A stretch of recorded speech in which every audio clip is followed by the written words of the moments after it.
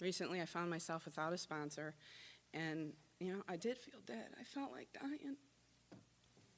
So now I've been rebuilding a relationship with a new sponsor, and it's been good. It's a little choppy because I have my fears, my doubts, and will they want to let go? Will I want to let go? Which is even more fearful. Let go in the sense of, screw it, I'm out of here. And thankfully, I don't feel that way today. I am so here. I feel really good about being here at We Grow with Love. And onward to the third step, which is exactly where I need to be at this moment, because I need to let go and let God. Third step, made a decision to turn my will and my life over the care of God as we understand Him. And that is such a big, huge part that's so hard to do in me, and maybe a lot of us, because I always want to keep pulling back, and that's exactly what I've been doing all morning. It's like, I got to let it go, but I'm not. I've got to let it go. I'm not. And,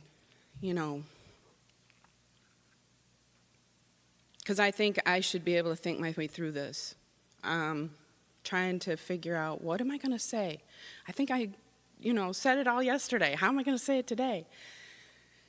But with a foundation, there's a lot to say. It's just that I'm a little lost for words sometimes. And then the fourth step, because our recovery is based on the 12 steps, which is the foundation. With the fourth step, boy, I'm going to mess up. I know I am, but that's okay. We all know what the steps are, at least most of them.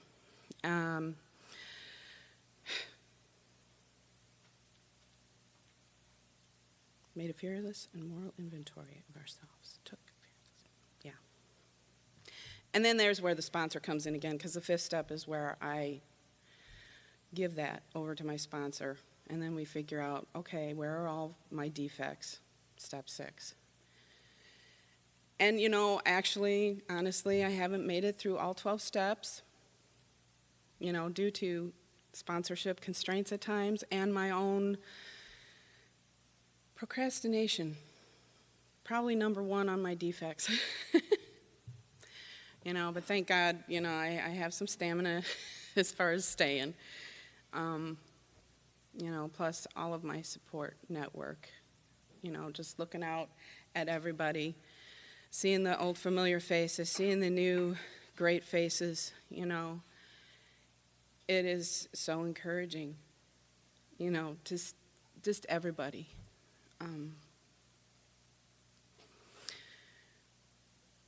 I don't think I really have any more to say because I'm finding a loss at words, and I that's all I have. Thanks for letting me share.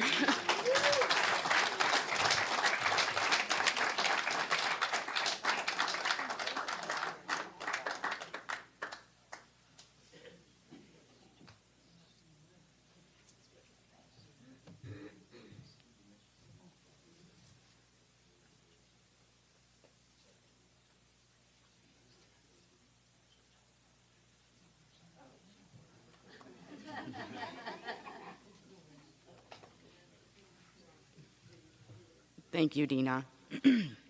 Would you all help me welcome our second speaker, Bonnie C.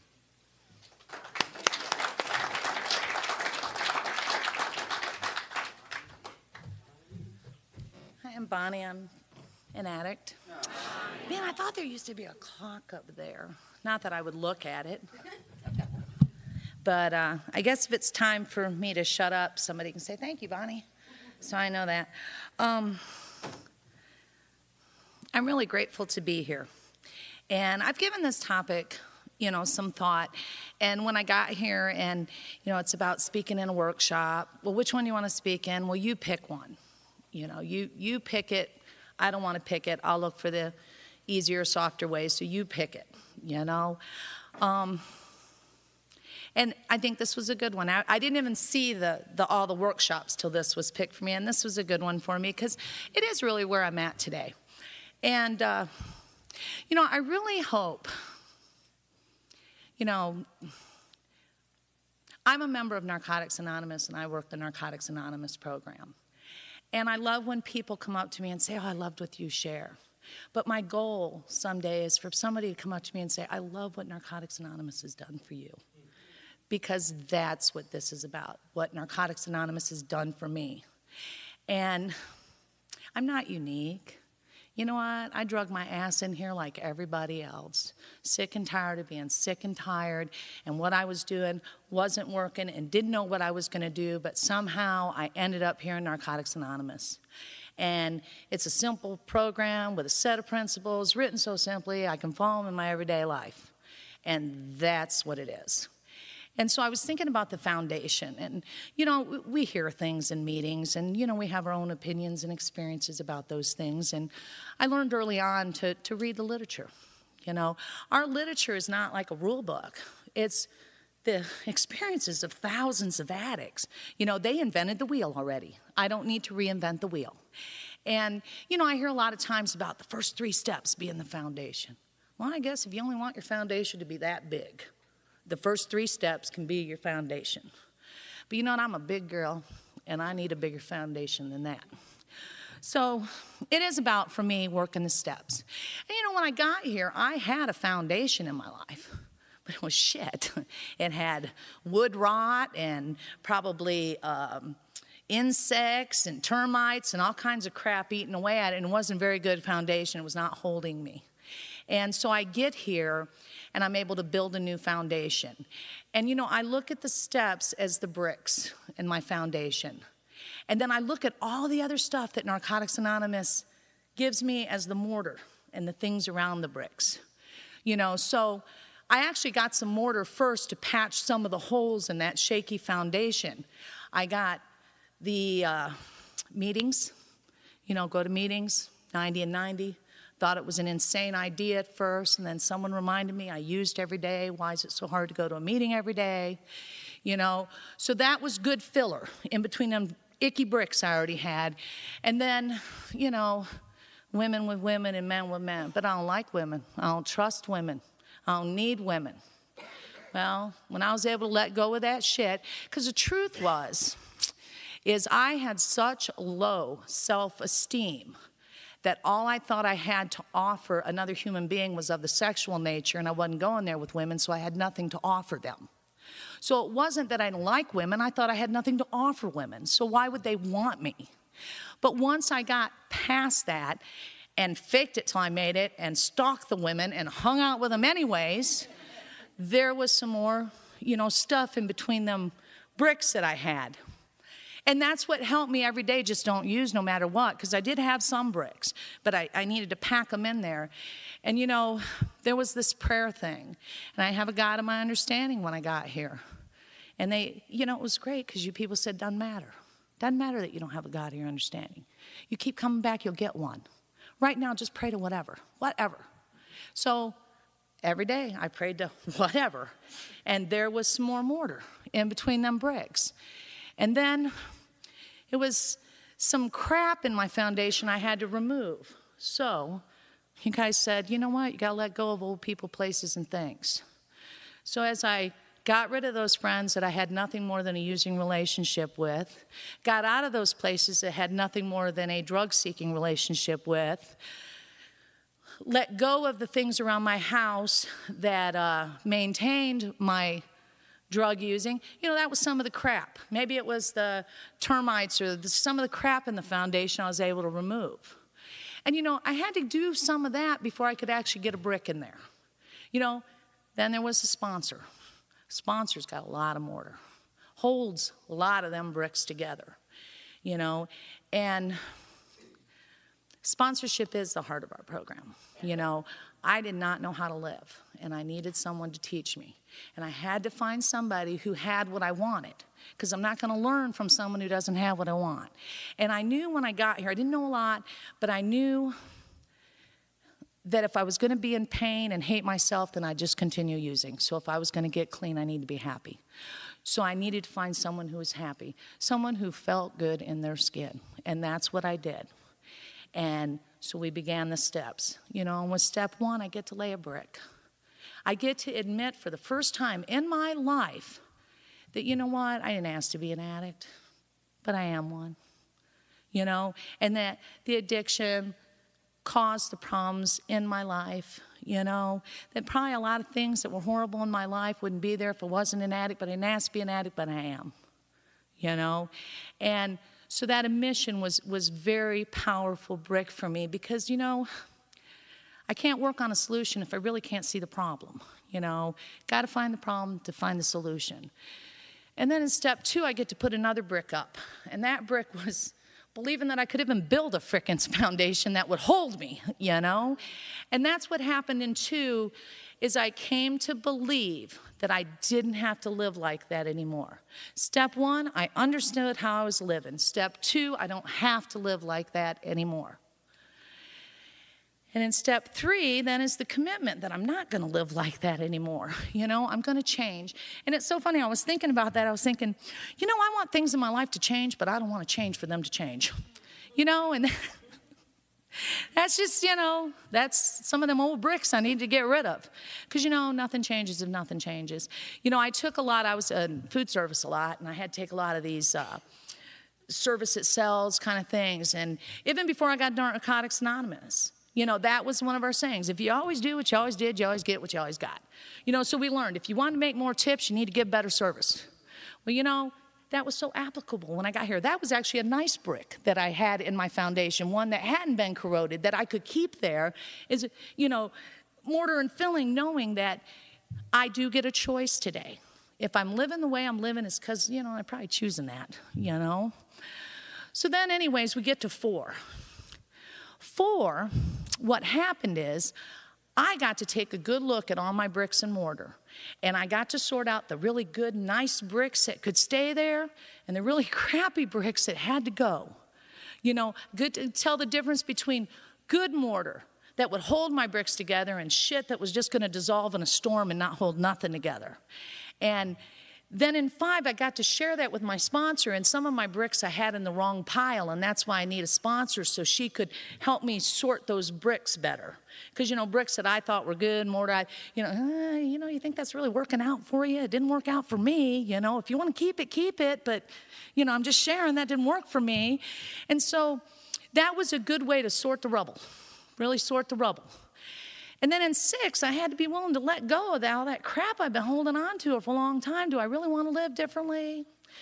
Do I really, I can't help it the way that I am. I really can't help it. And, I learned in 6, okay, God, you know how I am. Gonna need some help here. I recently took this new job where I'm a boss. Now, I've always been bossy, but I just never been the boss, And it's different being the boss than being bossy. And do you know that I had to pray every day, God, please let me go into work today and be a leader, not a dictator, because I'm a dictator, and I know it, and that's not how I want to be. And I have to pray, and I have to ask God to help me not be that way, because I can't help it. And you know what? After a year, I think today I'm a better leader. I have moments of dictation, don't get me wrong, but I'm a better leader at work, and I have a staff who respect me and are willing to follow me. Nobody wants to follow a dictator, And so that praying and allowing God to work on those things made that stronger for me. And then that's probably a lot of 7, too, because in 7, that's where I say, okay, all right, God, I'm gonna let you be in charge. I'm willing to let go of that shit and let you show me a different way to respond. And that's why the spiritual principles are so important, because those are my tools. Those are when life is falling apart and I don't know what to do, I got to look to the principles. If I got a decision to make and there's not a spiritual principle involved in my solution, it's not a very good solution, And I need to practice the steps because that's where I learn about these spiritual principles, and that's where I learn how to practice them. And, I was kind of thinking earlier, when I was doing like the little talk before the talk in my head, and I was thinking, man, recovery is great today because the process of learning, is we don't know that we don't know something. So we subconsciously, don't know we know it. Then what happens is we become aware that we don't know it, all right? Then we have to consciously practice to know it. And then next thing you know, you're subconsciously doing it because you've learned it. And I'm to that place in recovery today that there's spiritual, it just happens. I no longer have to think about it. I don't have to think about left or right because I've practiced them long enough that doing the next right thing comes natural in a lot of areas in my life. So anyways, in 8 and 9, I had to see how many of them bricks I picked up and threw at other people and how many I threw at myself. And, 8 and 9 is where I learned to love myself because there was a lot of shit I carried around that I felt was my fault. So I felt I deserved some of the things that happened in my life because things were my fault. And actually, I did my first 8 and 9 out here at Camp Mac with my sponsor. And I left that weekend, probably one of my biggest highs from Camp Mac because I was able to be free. I was freed from that crap that all my life made me feel like I deserved the shit I had. And it gave me the freedom to not live like that anymore, not to let that stuff weigh me down. And then in 10, I think 10 is about shining up my bricks, making sure they're all in place, making sure that mortar's packed in there tight and ain't nothing gonna get through. And, it helps me keep an eye on my foundation and look for holes, 11, which is another one of my favorite steps. I made it I'm one of those that want to be here when I'm really supposed to be here. So when I was working the steps, I didn't look ahead. To me, the most important step is the one I'm working on right now. And you know what? You know what step I need to practice every day? Every single one of them, every day. Every step I've worked, I need to practice every day. That's the only way I'm going to get to that subconscious effort where I don't have to think about doing the next right thing because I've learned it and it's normal to do that now. And it's normal to do the right thing instead of manipulate what I want, But 11, the last page, for those of you who do like to peek ahead, the last page of step 11, and it works how and why, put it all together for me. I think that was a true moment in recovery where my relationship with God, because up to that point, I still thought, if I'm good, God will be good to me. I'm still running this manipulative relationship with God. And at that moment was when I realized that God just loves me. I have a husband that this year we're going to celebrate 23 years. And we ain't even spent half of it clean together yet. But we'll get there. And, I put that man through a lot of hell. And I always felt so undeserving of him. And when I lie to him, it's because I'm afraid. And I don't know why I'm afraid. He ain't going nowhere. And those times when I'm really down on myself, and why is he with me? And I'm feeling like this, I've done some bad things, And it's real simple. He loves me. And in step 11, I got with the God of my understanding. God just loves me. That's it. God wants me to be happy.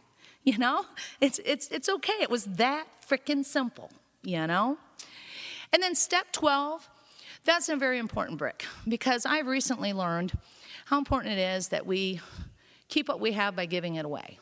I quit going to meetings for a while because, I had a pretty good foundation. I knew how to practice this set of principles written so simply. We could follow them in our daily lives. I got some good recovery going on, but and I'm sick of you people. I'm sick of meetings.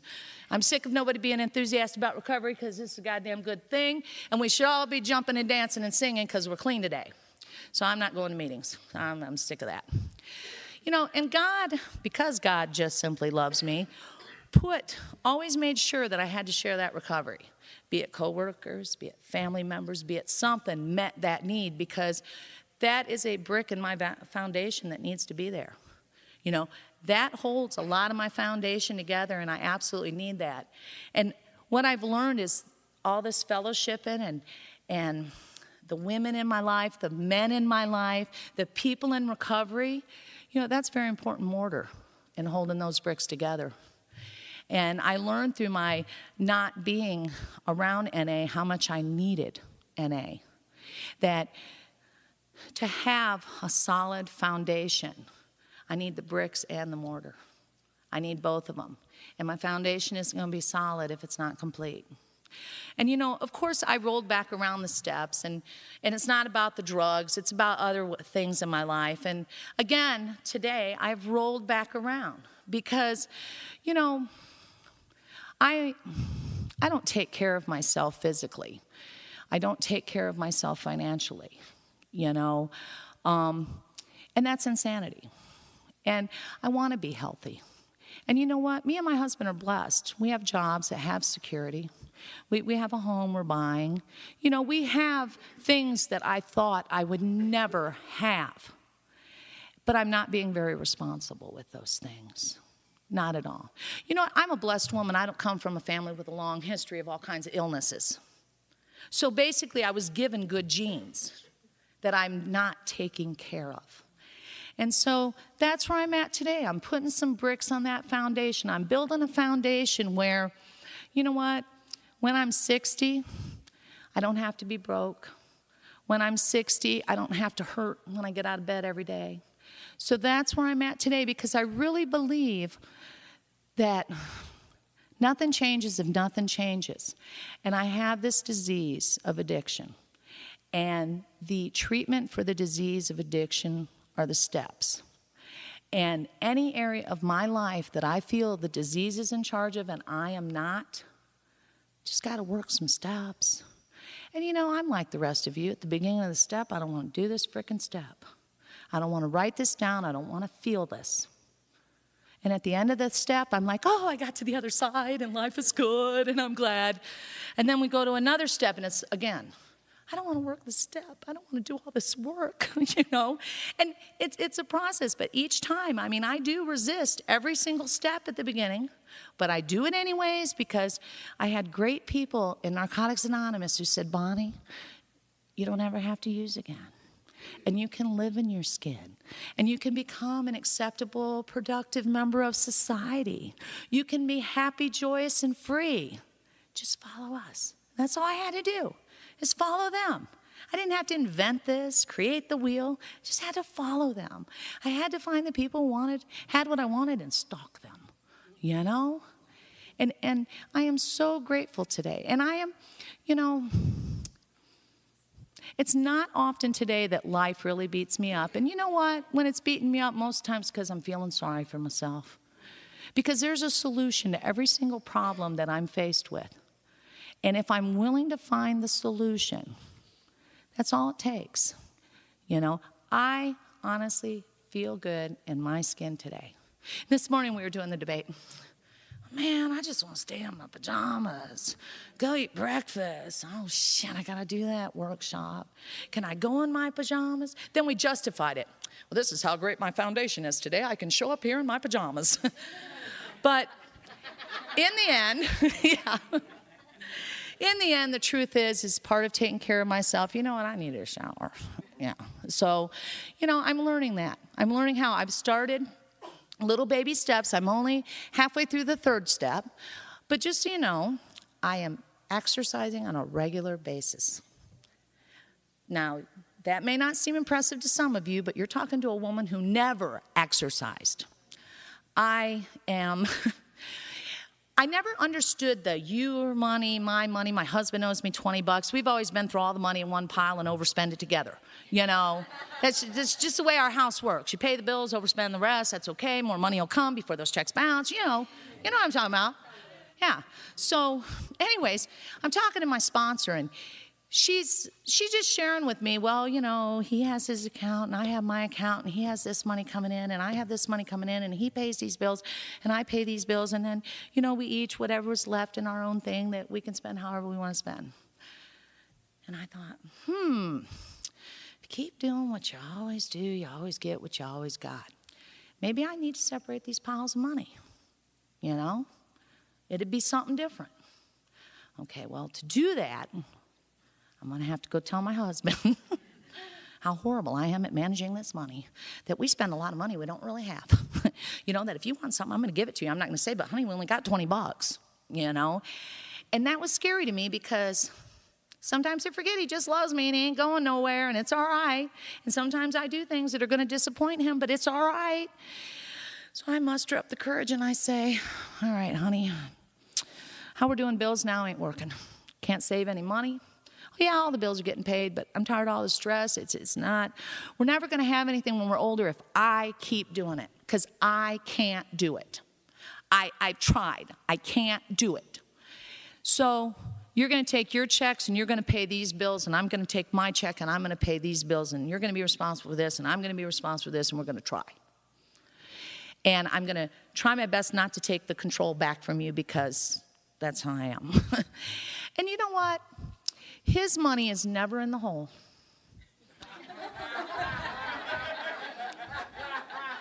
Mine is. I still pay my bills, and I still know how negative I can get before the next check comes. But the point is, instead of all the money being negative, half of it's better. So, you know, if I keep working the steps, maybe it'll get there. You know, I have faith in that. Maybe they'll both be positive, and maybe there'll be some money in that savings account, you know, that I throw $10 in every 5 months because they charge me $2 a month to have it, and so you got to have something in there for them to take their $2. So I'm seeing progress. Like, wow, once again, these steps frickin' work, you know, if I do the work. And that's the key, if I do the work. Gotta help me, but I gotta help myself, you know. Gotta ask for help. Gotta not be afraid. Gotta reach out. Gotta share where I'm at. Gotta be honest about it, you know. And it's not always easy, but I know that's the best end result. That action gets me the best end result, you know. So anyways, I think I'm trying to make shit up now, so I've ran out of things to say, and so I'm gonna end on, you know, I'm really glad you're all here. You can find whatever you want at Camp Mac. You want to find serenity, peace, big crowds of people, chaos, gossip, character defects, spiritual principles. We can come here and have whatever we want. It's a smorgasbord for us addicts, you know. So anyways, I'm glad you're here. That's all I got.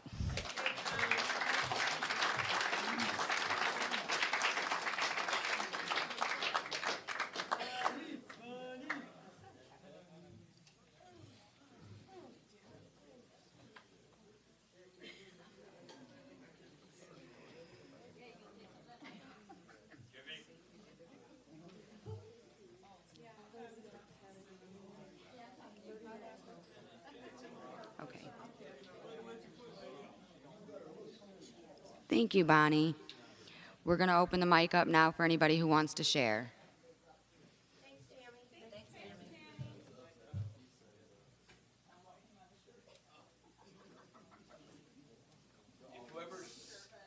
I'm Steve, I'm an addict. Hi, Steve. If whoever's sharing doesn't want to be recorded, just give me this.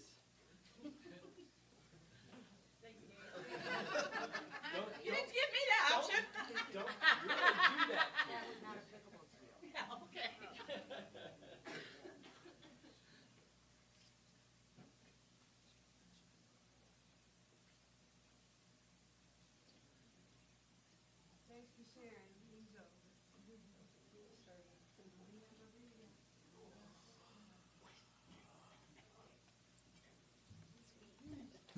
Hey family, my name's Denise and I'm an addict. I don't know, I was headed out the door. And you know, sometimes God pulls on our hearts and has us do things that we don't expect to do, so here I am. Building my foundation in recovery. You know, when I came into Narcotics Anonymous, I was a drug dealer that packed a pistol and wore leather and didn't trust anybody. So building a foundation had to take real tiny baby steps. You know, I packed a piece for a long time coming into Narcotics Anonymous because I didn't trust, you know, and it was my security blanket. So the foundation of my recovery had to start out real slow for Denise.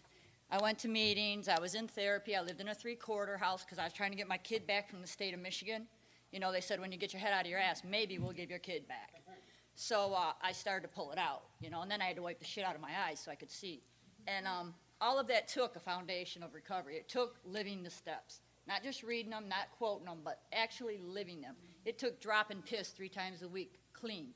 It took living in a 3-quarter house and following their directions with 7 women. And I hated women. You know what I'm saying? Couldn't stand y'all. And that was all self. You know what I'm saying? I had no self-esteem, no self-respect. I came out of treatment. My best friend was in bed with my old man. Women were it. They were hit. But I could get with any guy. You know what I'm saying? So in the foundation of my recovery, I had to work on, like you said, taking and changing and exchanging. But not getting with women was like a big thing for me because I could hang with men. I walked into Alano Club, said, who do I want to do? Oh, yeah, that one over there, you know, and I'd go after it. It was like a quest. And so I had to change that about me, you know, because we are who we are. And you seep your own level. You've heard that around here, and that's the truth. So I got into a women's group. I've been in a women's group for 9 years with the same women. Now, faces have changed, but I am the foundation of that group. I put it together, and it's still rolling 9 years later, and that is a huge part of my foundation. I've been in therapy for 9 years, and you're thinking, man, you are a messed up puppy. Yes, I am. Yes, I am. You know what I'm saying? Relationships is a part in my recovery that is the hardest area to live and actually work these steps in a relationship because I can manipulate and I can lie and I can deceive all in the arena of love. Actually sex and lust, but you know, we get it all confused. I do. I don't know what y'all, but I do. So in that arena, in my foundation, I have tried them in the fellowship, out of the fellowship. I've tried them black, I've tried them white, I've tried them skinny, I've tried them fat, I've tried them old, I've tried them young. I have tried them. And relationships are the hardest area of my recovery, still to this day. You know, Camp Mac for me is where I come and I bring my big ticket items. Big ticket items are molest, rape, incest. I'm going into a divorce.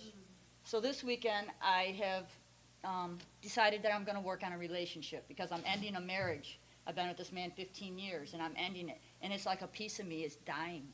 I did not know, you know, everybody always, oh, we're going to divorce, we're going to divorce. I never knew till I was there.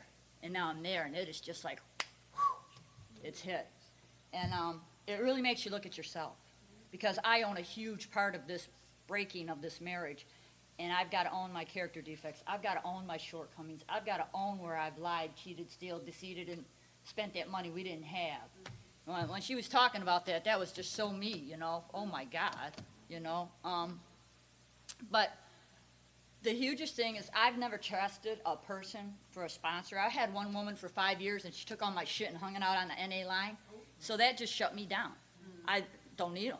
You know what I'm saying? If I'm going to tell somebody all my deepest, darkest secrets and share a four step, and then she goes and talks that shit, I don't need that today because it took me so long to trust women that one woman honestly can tear that down and almost did for me. I did pick up a sponsor this morning, you know, because my foundation needs one. I'm coming into some rough waters, and I'm not afraid to say I need help today, you know, because my foundation can get shaky right now, and it has been. I'm not going to lie to you. I've been on a very dark side, man. I turned thug all over again. I didn't pack a pistol, but, you know, I'm shopping, you know. Looking at a PPK 45 9mm right now, you know. So the dark side has seeped back into Denise because she wasn't doing what she needed to do to stay firm in her recovery. Now, I have a real good foundation. I have women in my life today. I'm in therapy. I'm in Christian therapy. So when I sit down in this woman's office and I start spieling my shit, you know, I forget that she's a Christian over there, and she's just all feeble and scared to death, you know, because I'm just spewing, whoop, whoop, whoop, whoop, whoop, whoop, whoop, and F this and that, and she's just like, oh my God, when does she leave, you know? But at the end, she prays over me because she knows that's what I need. I need to get that because my soul is all just full of fire right now, and I'm just trying to calm down and get back to serenity and back to serene and back to the light, you know. I totally shut God out. He's mad at me. Okay, fine. I'm letting God back in. Today I can pray over people. Today I go to church. Today I'm letting God back into my life slowly because everything I do is slow. I'm not a real quick unless it's scantless. I'm not a real quick person. It's scantless. I'm there. You know what I'm saying? I ran into Walmart last night. All my friends said, "Did they catch you stealing?" I said, "No, it's fast." You know. But foundation of my recovery actually was after I got out of three-quarter house and they gave me my son back. I had to stay clean for Denise. There was no more fight. Here's your kid. You're good. Go. And so that was a huge foundation rock for me because then I had to love myself enough to want what Narcotics Anonymous offers. And after a year of being in Narcotics Anonymous, I just brought my head and my ass followed, like, you know, or brought my ass and my head followed. I don't know which way it went. But they told me, just keep coming and you'll get it. You know, and when I first got here, you all hugged me and said you loved me. I said, get off me now. You don't love me. You don't know me. Don't tell me that stuff. And today I'm the one hugging people saying, I love you, and I love you until you can love yourself. And I mean it. And now I actually get it. You know what I'm saying? Back then I was like, get off me, man. Don't touch me. And all that hugging stuff wasn't real cool either, you know? Yeah, okay, you know? And some I would just ignore, you know? But today it's a wholehearted hug. It's a real hug. It's a, so glad you're here, man. You're tore up from the floor up. Give yourself a break, you know? And another foundation is I actually read my book still. You know, I sponsor 13 women, and one of my rules is you got to carry your book to meetings. You have to have your book, because a lot of people say, yeah, it's in the car. Oh, car's doing good, isn't it, you know? You got a book? Yeah, it's at home. Oh, okay, all right, cool. And working the traditions and the concepts. I mean, it isn't just the 12 steps. It's all 3 pieces of Narcotics Anonymous that makes Narcotics Anonymous. And I do a couch meeting on Thursday nights, and all we do is traditions. And it's so cool because for a long time in my recovery, I ignored that. I just did the 12 steps, you know, and if I was good and clean and doing what I was supposed to do, I didn't need concepts and I didn't need traditions. That's not true. In order to understand the whole realm of Narcotics Anonymous, how we operate, how we stay the way we are for all these years, is knowing the traditions and the concepts along with living the steps. Not just knowing the steps, because I know people that can quote them, they don't live them, their life's a mess. You know, and I'm no NA guru by no stretch of the means, dudes. Straight up. I just do what I know to do that keeps me clean, you know. And recently I've been in some really dark areas of my life, and the foundation of my recovery was the only thing that pulled me out. And I mean dark. Dark. If anybody knows Sixth and Van Dyke, you don't get no darker than that, okay? And that was just last week. And it was only through my higher power, you know, because I hung my head down and I prayed and I said, you know, I'm about to make the biggest decision of my life right here and I need you to help me. And it was the foundation of my recovery that I remember the meetings, I remember the hugs, I remember the people that loved me. I remember how hard it was to get the 18 years up in here, and it was hard. I'm not going to shit you. And God just answered me, this is not the choice you want to make. And so I left Sixth and Van Dyke still clean, you know, but I went there on a purpose, on a mission, hit the bank, drew out everything I had and said, I'm stepping out, I'm done. You know, because sometimes recovery can get so overwhelming. Or not even recovery, but life with recovery, you know. I can do recovery real well, and I can do life real well. But when you start putting those two together, and you intertwine them, and you gotta live life with recovery, sometimes that gets hard. You know, because it's so much easier to be the old Denise. It's so much easier to throw my other arm, grab a piece, and say, F you all. You know, I don't need you. I got it. And if you want something, I got it, you know. It's so much easier than to go and punch a clock and be, you know, humble and work and be who I am today than to be who I was. You know, because even though I've changed in all of these years, and I have definitely changed, the old Denise can come back in 0.2 seconds. I've seen it. And I don't know why that is, but it's like I can go from a good, sharing, recovering woman who has spirituality to a thug packing a pistol in 2.3 seconds. Just like Sybil. Boom. You know, I've got 13 personalities. All depends on which one I wear that day. You know what I'm saying? And I get told that on a regular basis. Denise, you got different walks. You dress different. You talk different. I'm like, oh, yeah, I got that Sybil thing going on. I got it. You know, and it's all part of my recovery and my foundation. It really is. And whom I hang with is who I am. And that is a fact. You hang with thug, you become thug. You hang with spiritual people who have God and who have these 12 steps and live them. That's what you become, because that's who you're hanging with. And you know, and when you try to live both, it don't work, because you're torn. You're torn between what you used to have and what chaos and fun is that you think is fun to what really is, what spirituality and serene and all the things that recovery offers us today. So in my foundation, not only do I have a women's group, do I have therapy, I have a woman that guides me, because, you know, my best thinking got me here. So I know my thinking is not the best. So she guides me in my spiritual realm. I have a spiritual advisor, you know, and she gave me homework to do this weekend. And this relationship thing is an ongoing thing. It'll be till I die. But the longer I work on it and the deeper I look at it, in my part, not the other person, because I'm so good at saying, you did this to me, asshole. You know, actually, I should be looking in a mirror because I did it to me. You know, my source of all my misery is my expectations. When I start putting expectations on anything, I find that any misery that I'm carrying, feeling, or going through is because I expected a person to act a certain way, or a relationship to turn out a certain way, or a job to pay me a certain amount of pay, or whatever it is. I put an expectation on there, and my misery is from that. And that is my biggest lesson for this weekend, is to look at my expectations and how they're causing me pain and suffering. Because if I just let things go the way they're supposed to go and let God drive the bus, my life would be so much more serene. You know, but I keep jumping in that seat going, no, you sit over there for a while, you know, and then I get everything all mucked up, and I say, okay, you can have it back now. You know, I sponsor these women because these women give back to me. Every one of the girls that I sponsor have a different personality, just like an ice cream parlor has a different flavor. Every woman. And I haven't had a sponsor, so these 13 women sponsor me. You know what I'm saying? And they ain't afraid to call me on my stuff. I'm very tight-knit. I have a contract. I have certain things that you have to do if you want me to be your sponsor, you know, and if you don't do them, I'll kick you to the curb. I don't have a problem. And if you want to research, go ahead. I'll be here when you get back. That's just how, that's a part of my foundation. I'm not going to coddle you. I'm not going to baby you. I'm not that bitch. You know, I'm straight up. And it works because their foundation gets strong because they see the foundation that I have. If they like my foundation, then they're going to build my foundation. And they one day ask me to sponsor them if they didn't like what I have. People don't just come up to you and say, hey, sponsor me. You know, first we research our sponsors. Then we find out if they're living the life the way we want to live it, or if they have something we want, then we go after them. We don't just walk up to somebody, hey, sponsor me. I don't know you, but hey, sponsor me. You know, because you don't know if she's living the program. You don't know if she works steps. You don't know if she writes. You know, I said journaling today, and somebody goes, what's that? Man, if I didn't journal, man, my head would just explode, you know? But I can journal for 2 and 3 hours. And they're like, what do you journal about? I journal about how I feel, how a situation has affected me, or how I acted out scantless in that situation. Oh, man, I did, you know.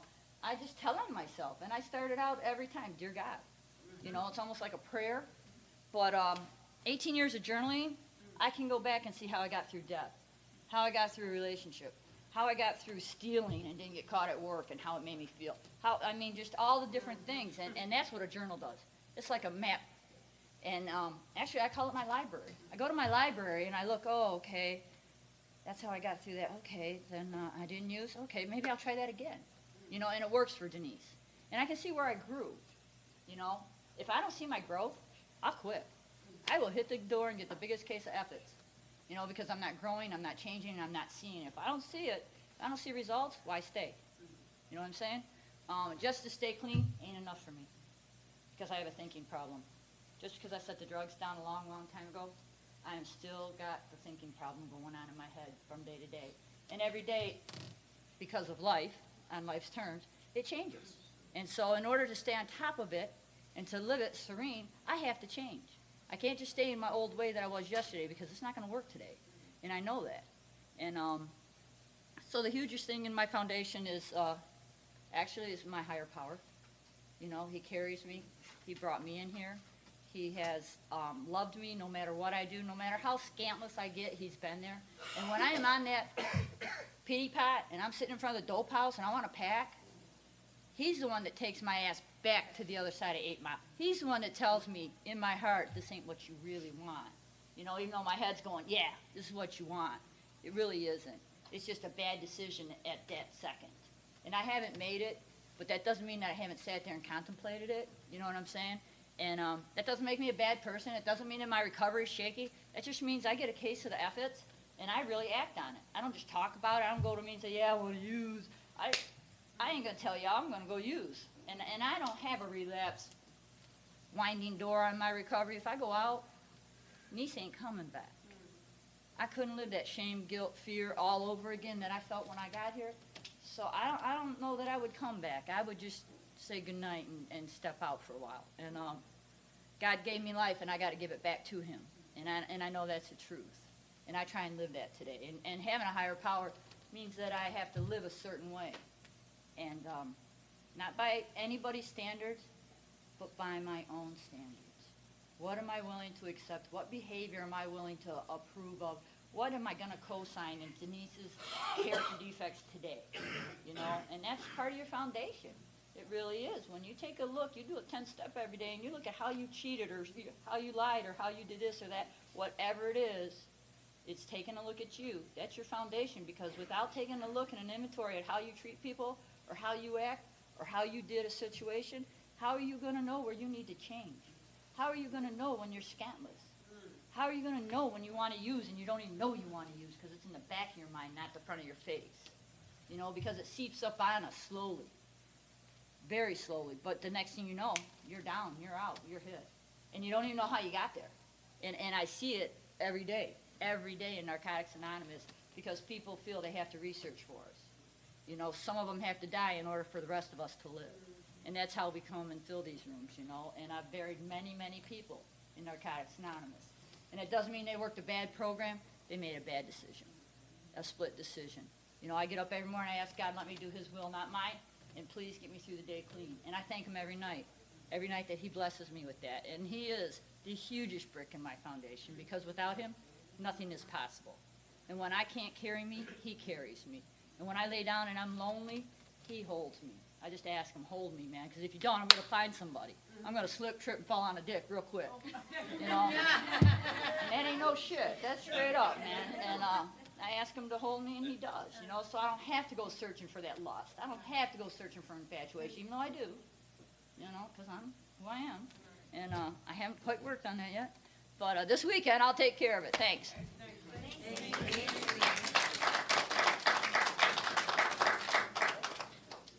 I'm an addict. My name is Maria. Oh, I want to thank God. Thank God I made it back to Camp May. Thank God you guys made it back. Yes, sir. This is it. This is part of my foundation right here, coming to Camp May. I'm able to surrender a lot of stuff, learn a lot of stuff, and keep building. Like Denise was saying, and the biggest part of my foundation is a God of my understanding. You guys, you people. Hey, Denise, I'm a spiritual thug. I don't care what you say. Okay, look. And it's all right. You know what I'm saying? It's all right, because I know as long as I hold that part, see, I think I'm more than a thug than I am for real, though, but I still like to hold that little part, because I'm so scary. I think if I hold on to the thugism, other people be afraid and won't approach me with that bullshit. See, part of my foundation still is working on what I got to do for me, because I'm such a fearful person. I'm still scared of everything. So the journaling she was talking about, that is the biggest part for me, man. Everywhere I go, at work, I got pieces of paper in my pocket. I have to write down everything that I think, feel, and want to say. Because I was suspended from my job a couple months ago for almost 2 months for saying some stuff before I thought. I was like, and then I had the hearing and said, I was like, you mean I can't? Y'all should have told me I couldn't call my boss a petty-ass nigga. What part was I wrong about the petty of the nigga? No. And then it occurred to me, it's like, and all my friends keep telling Maria, quit using the N-word. I'm like, whatever. But I'm not even going to say I'm working on that. I'll be lying. But the foundation, but what I find is that I have pieces of paper, I have all these notebooks, and if I didn't journal and write, I really feel like sometimes I would go crazy. Because I still suffer from, y'all don't want to hear me whining at times, so I'm not going to tell nobody. My sponsor's busy with other sponsees, so I'm going to keep this to myself. But I also say, but God is never too busy. So I journal a lot, I pray a lot, and I silently suffer a lot. I have a very, very dear friend of mine that was at this program when I got here, and she just celebrated 16 years and she went back out. And I'm running around. I'm not going to say my foundation was shaky. What I'm going to say is I wasn't making meetings like I should, and now since this happened, I've been tearing them up. And I'm telling people I'm afraid. And they said, why are you afraid, Maria? You built a foundation. I said, I'm pretty sure she thought she did too. But you know what I noticed? Everything y'all said is so true. She stopped making meetings. And people want to know, well, why you keep sharing that you scared? Why you scared? And I keep saying, you know, and it's something else, Mark, when you constantly searching for somebody to give you the answer of how you supposed to feel, because I don't know. Because I'm talking about a young lady who helped me literally stay here. When I first got here, she said, honey, you in the right place. Sit down. Not to mention that not only did she just go back out and that broke my heart, and I know her heart is broken, but how fast she went from being my best friend to setting me up to be robbed.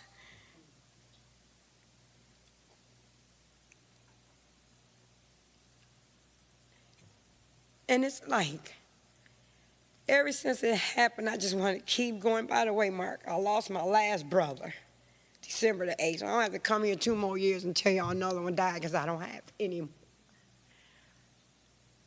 But thank God for my foundation, because through none of this stuff, I don't have to use. I'm not going to use, but I'm not going to stand here and say that. I would love to come here one year, y'all, and not cry. And say everything is fucking hunky-dory. I made it through the year with nothing. So once again, I'm practicing and asking God on the daily part of building my foundation now is getting back to being humble, asking for some humility. Because this thing here, I'm going to be honest with y'all.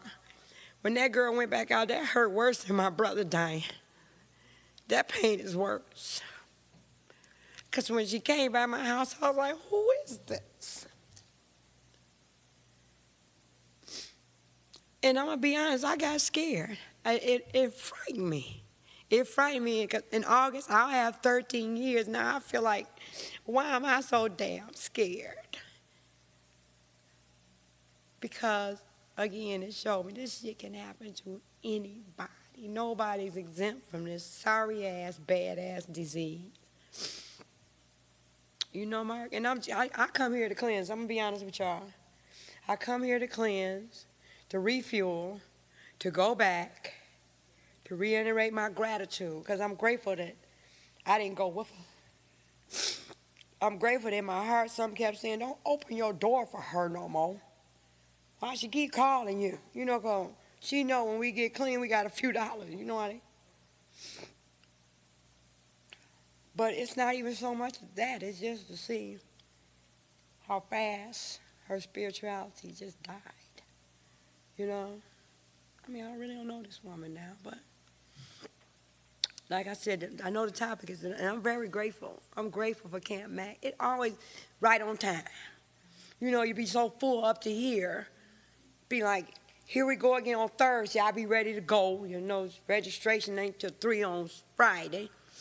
Last year I was so excited I came over here and stayed in a hotel at Goshen.